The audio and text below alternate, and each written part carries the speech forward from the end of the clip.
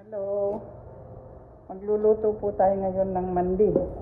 Ito po ang ginisang sibuyas, kamatis, tsaka tomato paste with water at tsaka rice. Ito ang kanyang mga gulay. At ito ang manok. Ganito po ang pag-set nito.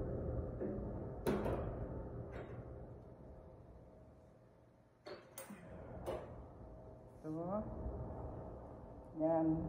Preheated na po siya.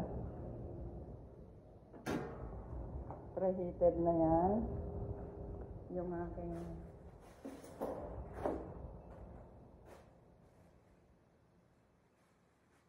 preheated na yung aking machine for mandi. Then, you have to put the rice first. Yan.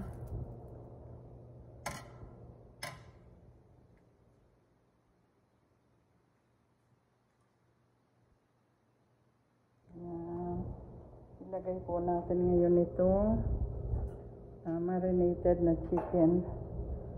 Marinate with the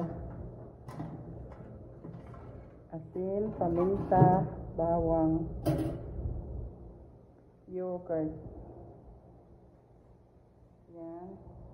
Then ilagay po natin itong mga gulay.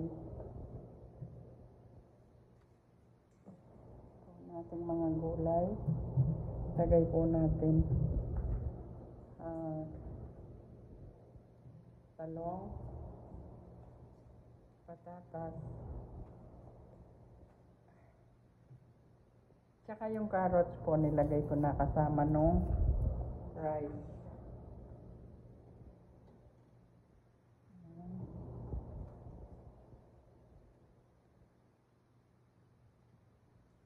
Then, i-close na po natin.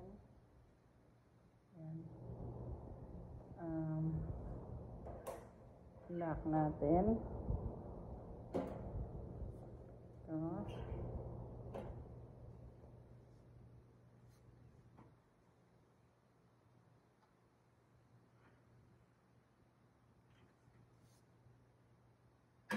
Ayan, nakalock na po siya. Ita-time po natin ng 70 minutes, 190 degrees po. Yun muna. Mamaya na lang pag naluto.